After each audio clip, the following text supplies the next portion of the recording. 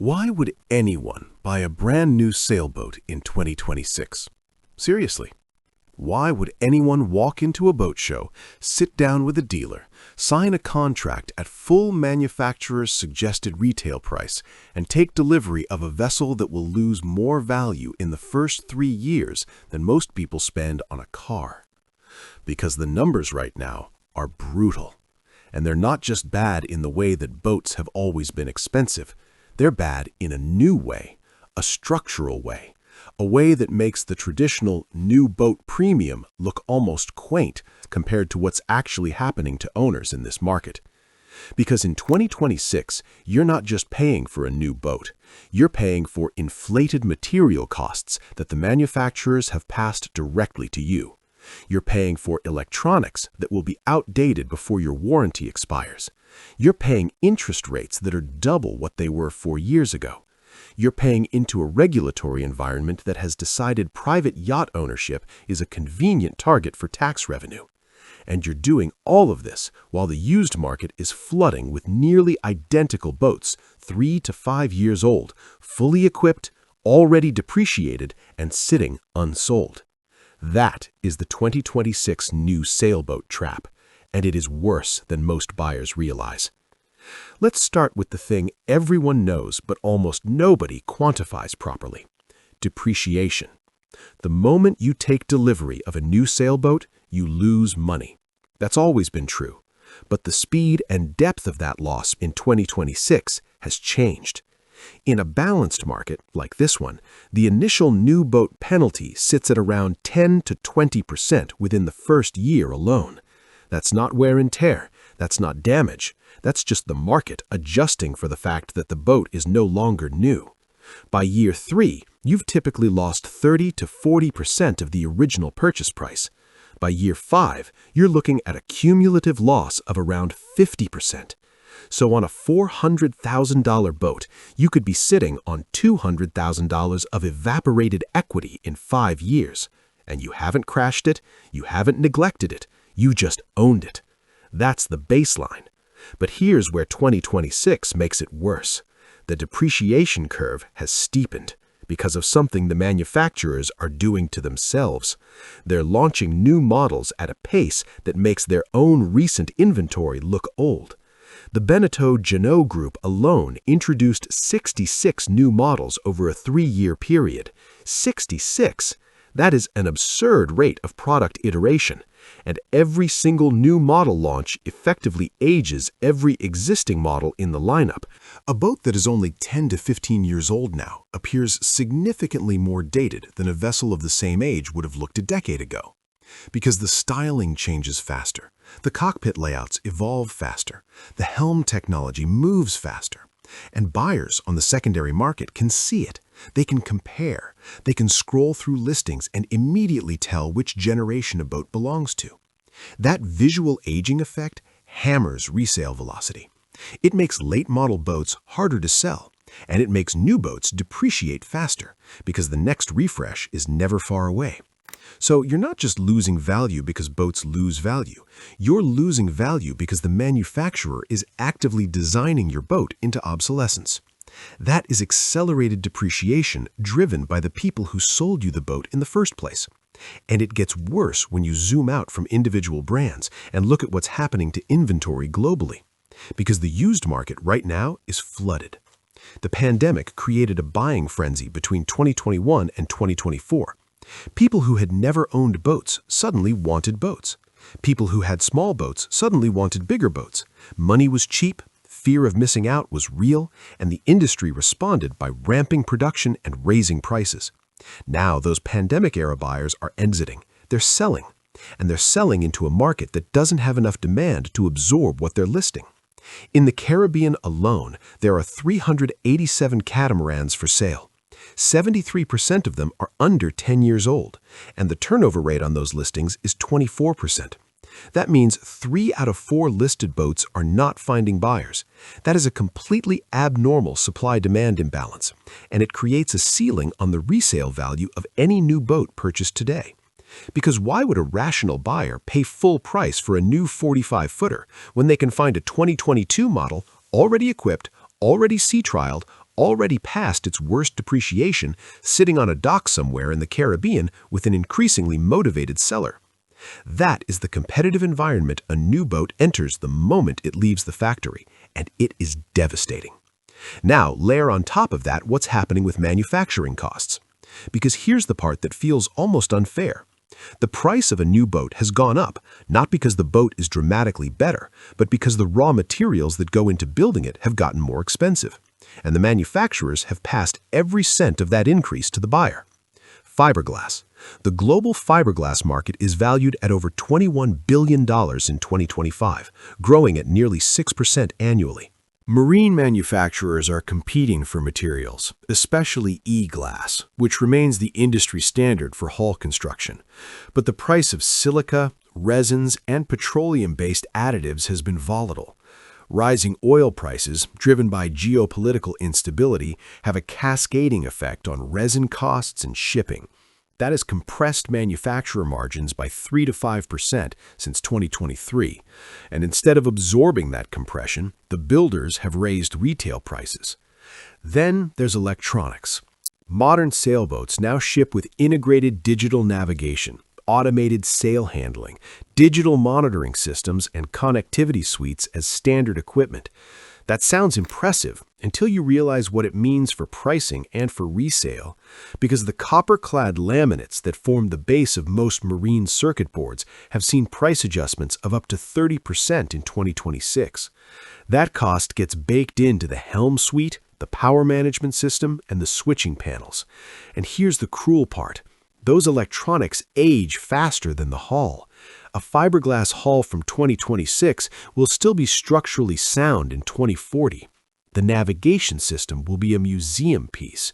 So you're paying a premium for technology that depreciates at the speed of consumer electronics, bolted onto a hull that depreciates at the speed of a boat, the worst of both worlds. And when you try to sell that boat in 5 years, the buyer is going to look at the electronics and see something dated. They won't care that the chart plotter cost $4,000 when it was new. They'll care that it doesn't support the latest software, doesn't integrate with their phone properly, and looks like it belongs in a different era. That is dead weight on your resale value. Technology that cost you real money on the way in and gives you nothing on the way out. Now let's talk about what it actually costs to finance a new sailboat in 2026, because this is where the math gets truly painful. The era of cheap money is over. Interest rates for marine loans have climbed to levels that fundamentally change the economics of ownership. For a buyer with excellent credit, you might see rates starting around 6%. For someone with good credit, which means a score between 670 and 739, the average boat loan rate has risen to nearly 9%. Let's make that real. Say you're buying a $150,000 sailboat. You put down $30,000. You finance $120,000 over 10 years at around 8.5%. Your monthly payment is roughly $1,300. Over the life of the loan, you will pay over $60,000 in interest alone. $60,000. That is not building equity. That is not going toward the boat.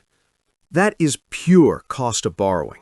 And while you're paying that interest, the boat is depreciating at 8 to 10% per year.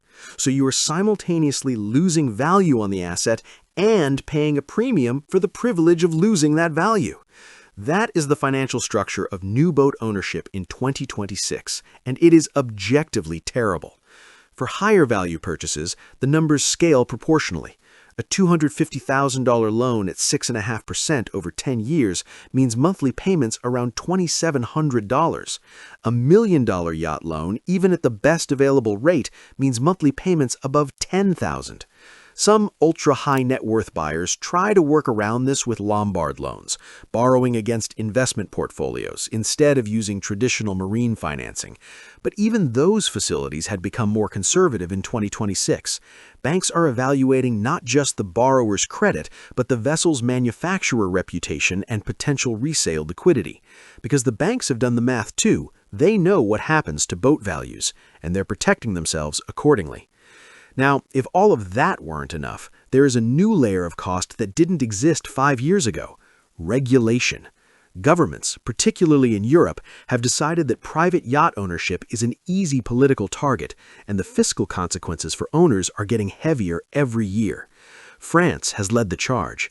The French Finance Act of 2026 introduced a 20% tax on what they call non-professional assets held by holding companies. That specifically targets yachts and private jets. The idea is to close the loophole where wealthy individuals categorized personal boats as business equipment to avoid wealth taxes. The tax applies to the fair market value of the vessel, 20%.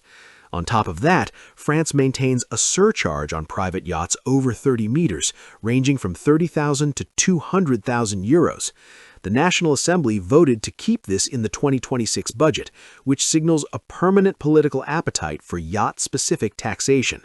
This is not a one-time adjustment. This is a policy direction, and other European governments are watching. Then there's the environmental side. The European Union's FuelEU Maritime regulation now requires a 2% improvement in greenhouse gas intensity against a 2020 baseline. The EU emissions trading system has expanded beyond carbon dioxide to include methane and nitrous oxide. That shift is particularly punitive for vessels using liquefied natural gas or dual fuel systems because of methane slip, the escape of unburned methane during combustion. For owners of large, modern cruising sailboats that use these advanced propulsion systems to meet green standards, compliance just got significantly more expensive. And a 2026 review is already scheduled to determine whether these requirements should be extended to smaller vessels. So the regulatory direction is clear. More taxes, more emissions rules, more compliance costs, more friction. And all of it lands on the owner. Now let's talk about what it actually costs to keep a new sailboat once you own it, because the purchase price is not the real price. The real price is the ongoing bleed. The industry has a rough guideline called the 10% rule. It suggests that annual maintenance and operations will cost roughly 10% of the vessel's purchase price. So a $300,000 boat would cost around $30,000 a year just to maintain and operate. And in 2026, that rule is often an underestimate for new, technically complex vessels. For boats in the 0 to 5 year age range, the maintenance factor runs between $1,200 and $1,800 per foot per year. That includes professional servicing required to maintain warranties, specialized electronics maintenance, and the detailing premium expected for a vessel that's supposed to look new. On a 45-foot boat, that translates to somewhere between $54,000 and $80,000 a year in maintenance costs alone. Then add docking fees. In South Florida, a major boating market, marina rates in 2026 run between $18 and $40 per foot per month. Premium marinas charge $45 or more per foot. For a 40-foot yacht, that is an annual docking cost of $8,600 to $19,000. In the Mediterranean, it's worse. Daily berthing rates for a 40-foot yacht at premium locations range from 200 to 400 euros during summer months. A 60-footer can expect 400 to 800 euros per day. And those prices often exclude utility surcharges and luxury taxes, which can add 20 to 40% on top. Then there's insurance, typically 1.5% to 3% of hull value annually. On a $400,000 boat, that's $6,000 to $12,000 a year. Add it all up, monthly payments on the loan, insurance, docking, maintenance, depreciation, the true monthly cost of owning a new 30-foot sailboat in 2026 often exceeds $2,500. For a 45-footer, you're looking at multiples of that. And every single month, the underlying asset is worth less than it was the month before. That is the financial reality, not the brochure reality, not the boat show reality, the spreadsheet reality. And the spreadsheet does not lie. Here's the part that makes all of this feel almost absurd. The technology that makes a new boat feel cutting edge today is the same technology that will make it feel dated tomorrow. Manufacturers in 2026 are heavily marketing smart electric and hybrid propulsion systems. Fontaine-Pajot has set a target for 50% of its models to be available with electric or hybrid options. And these systems genuinely work. They're quieter, they're cleaner, they align with the environmental regulations, they attract the green luxury buyer. But they present an enormous long-term risk to the vessel's value. Because unlike a traditional diesel engine, which has a service life measured in decades and a well-established secondary market, marine electric propulsion is in a state of rapid evolution. A buyer acquiring an electric sailboat in 2026 is investing in version 1.0 technology. By 2030, advances in solid-state batteries or hydrogen fuel cells may render current lithium-ion systems technologically obsolete and commercially worthless for resale. And the lack of shoreside charging infrastructure in many marinas creates a practical constraint that limits the vessel's cruising range and desirability right now. So you're paying a massive premium for propulsion technology that may have a shorter useful commercial life than the hull it's installed in. That is the definition of a bad investment. And it's not just electric systems. The integration of AI-driven navigation and satellite connectivity has become a standard expectation. Late-model used boats from 2022 to 2024 are already entering the market with these upgrades pre-installed. A new buyer in 2026 pays full retail for these features. A used buyer acquires them as part of the depreciated hull value. That gap, the difference in cost per feature between new and used, has never been wider than it is right now. So what is actually happening in the market? The big manufacturers are recovering. Group Bénéteau, the world's largest sailboat manufacturer, saw a 26.6% contraction in its sailing business in 2025. But the company confirmed a return to growth in 2026, driven by a 24% increase in order intake. Hansa Yachts reported a revenue turnaround to 105 million euros in late 2025, with production running at full capacity by early 2026. Fontaine-Pajot landed triple Boat of the Year nominations for 2026. This sounds like good news, but for the buyer, it's actually the opposite. Because the surge in production capacity is aimed at clearing backlogs that extend into mid-2026 for certain high-demand models. That means a buyer ordering today is locking in 2026 peak pricing for a vessel they may not receive until the market has further softened. You are buying at the top. And by the time you take delivery, the secondary market may have moved further against you. The manufacturers are optimizing for their shareholders, not for your equity. And there's one more structural shift that matters. Consumer behavior is changing. The access over ownership model is gaining traction. Boat clubs and fractional ownership programs are growing because they solve the math problem that private ownership cannot. In the United States, memberships starting from around $600 a month now include captain, fuel, and docking. Those are costs that would exceed $4,000 monthly for a private owner. When a boat club can offer the experience of boating at a fraction of the cost, with none of the depreciation, none of the maintenance, none of the insurance, and none of the docking fees, the pool of potential buyers for your 5-year-old boat in 2031 is going to be smaller and more price-sensitive than it is today. That is the demand side of the equation collapsing. Fewer traditional buyers, more alternatives, more price sensitivity, more leverage for the buyer, less for the seller. And if you're the seller is you 5 years from now, trying to get out of a boat you bought new at peak pricing. So what's the rational path? The answer is almost painfully obvious: the late model brokerage market. Buying a 3 to 5-year-old vessel in 2026 allows you to acquire an asset where the steepest portion of the depreciation curve has already been absorbed by the first owner. These boats are typically still under warranty or recently out of it. They carry modern electronics, modern sail handling, and modern safety equipment.